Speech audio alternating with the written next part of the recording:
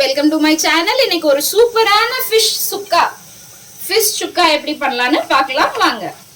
ஒரு 3 spoon cornflour மாவு எடுத்துக்கிறேன்.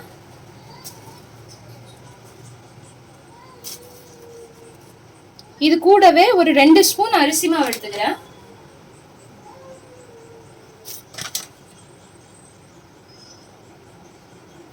இந்த மிக்சருக்கு தேவையான அளவு உப்பு போட்டுக்கிறேன். அப்புறம் ஒரு டேபிள் ஸ்பூன் அளவுக்கு எலுமிச்சம்பழம் பிழிஞ்சு விட்டுக்கலாங்க. இப்போ இதை லைட்டா தண்ணி ஊற்றி நம்ம பஜ்ஜி மாவு பதத்துக்கு கரைச்சி எடுத்துட்டு வந்துக்கலாம். அதுக்குள்ள நம்ம மீனை முள் இல்லாம எடுத்திருக்கேங்க. நான் வஞ்சிர மீன் எடுத்திருக்கேன்.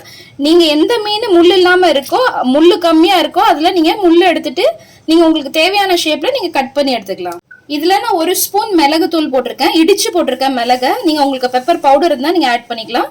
கொஞ்சம் கொஞ்சமா தண்ணி விட்டு ஒரு பேஸ்ட் மாதிரி பதத்துக்கு நம்ம எடுத்துட்டு வந்துக்கலாங்க. இதை இப்போ நான் எடுத்திருக்கிறது 1/2 கிலோ வஞ்சிர மீன். இப்போ இதை நல்லா பேஸ்ட் மாதிரி எடுத்துட்டு வந்துக்குவோம். இந்த மிக்சர்ல எல்லா மீனையும் போட்டு ஒரு 20 நிமிஷத்துக்கு நம்ம ஊற வச்சு எடுத்துக்குவோங்க. எல்லா மீனையும் ஒன்னொன்னா எடுத்து போட்டுக்கோங்க. இந்த பாருங்க, நான் இந்த ஷேப், ஏன்னா என்னோடது குட்டி வஞ்சிர மீன் தான், அதனால இது இந்த ஷேப்லயே நான் விட்டுறேன். இது எல்லாத்தையும் நல்லா மிக்ஸ் பண்ணிட்டு ஒரு 20 நிமிஷம் ஊற வச்சுக்கலாங்க. இப்போ இதுல எல்லா மீனையும் போட்டு ஊற வச்சாச்சு. ஒரு 20 நிமிஷத்துக்கு இது நல்லா ஊறட்டுங்க. ஃபிஷ் மேரினேட் ஆகி நல்லா ஒரு 20 நிமிஷம் ஆயிருச்சு. இதுல நம்ம பேன்ல ஆயில் ஊத்தி வச்சிருக்கோங்க. ஷாலோ ஃப்ரை பண்ணிக்கலாம். மேரினேட் ஆன ஃபிஷ்ஷை ஒன்னொன்னா எடுத்து நம்ம பொரிக்க போட்டுடலாங்க. இப்போ இது நல்லா பொரிஞ்சு வரட்டும்.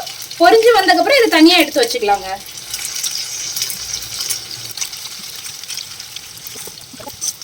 சைடு போட்டு ஒரு 3 நிமிஷம் ஆயிருச்சு. இது நம்ம திருப்பி போட்டுக்கலாங்க. இது ஒட்டாம வரும், ஏன்னா கார்ன்ஃப்ளவரும் இருக்கு அரிசி மாவும் இருக்குங்கிறதுனால.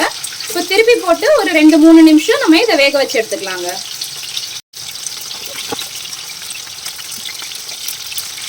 திருப்பி போட்டு பெரட்டி மாவு இல்லாத மாதிரி நம்ம இதை பொரிச்சு எடுத்துக்குவோங்க. அந்த 2 நிமிஷத்துக்குள்ளேயே 2 சைடும் நல்லா பொரிஞ்சிருச்சு, எல்லா பக்கமாவும் மீன். இதை நம்ம தனியா எடுத்து வச்சுக்கலாங்க. இப்போ இதுக்கு அடுத்த பேட்ச் நம்ம போட்டு எடுத்துட்டு வந்துக்கலாம்.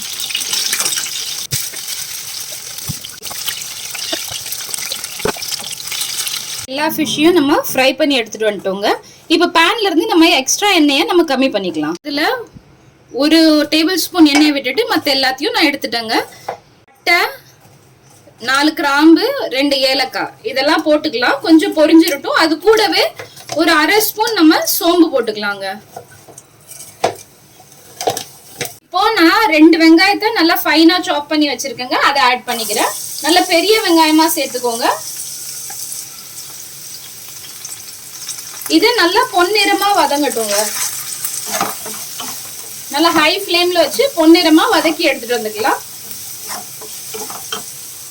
இப்போ இது நல்லா வதங்கிருச்சு. இதுல நம்ம 1 ஸ்பூன் இஞ்சி பூண்டு பேஸ்ட் போட்டுக்கலாங்க. இஞ்சி பூண்டு பேஸ்ட்டுக்கு பச்சை வாசனை நல்லா போயிடட்டும்.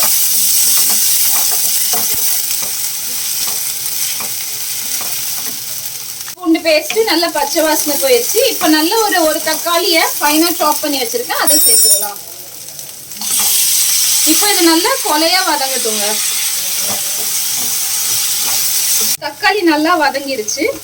இது கூடவே ஒரு 1/2 ஸ்பூன் மஞ்சள் தூள் போடுறேன். ஒரு டேபிள் ஸ்பூன் அளவுக்கு மல்லித்தூள் போடுறேன்.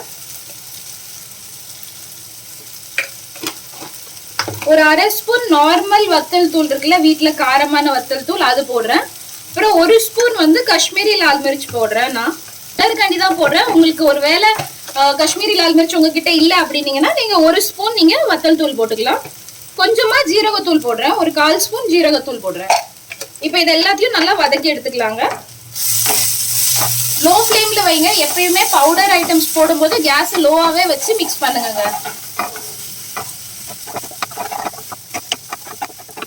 இப்போ இது கிரேவி மசாலா ரொம்ப கெட்டியாயிடுச்சு. அதனால கொஞ்சமா நான் தண்ணி விட்டு இந்த மசாலாவோட பச்சை வாசனை போற வரை வேக விட போறேங்க.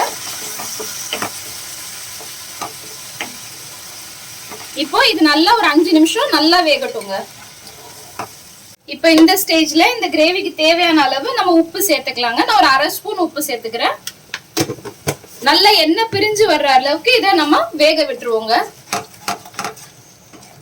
கேஸ் ஹை ஃப்ளேம்ல வச்சுக்கோங்க. நல்லா கிண்டிட்டே இருங்க. லோ ஃப்ளேம் நல்லா எண்ணெய் பிரிஞ்சு வரட்டும். தேவியில நல்லா எண்ணெய் பிரிஞ்சு வர ஆரம்பிச்சிருச்சுங்க. இங்க பாருங்க. இப்ப நம்ம பொரிச்சு வச்சிருக்கிற மீன் எல்லாத்தையும் நம்ம இதுல போட்டுக்கலாம். போட்டுட்டு நல்லா மெதுவா எல்லா மீன்லயும் இந்த மசாலா படுற மாதிரி நம்ம இத ஃப்ரை பண்ணிக்கலாங்க.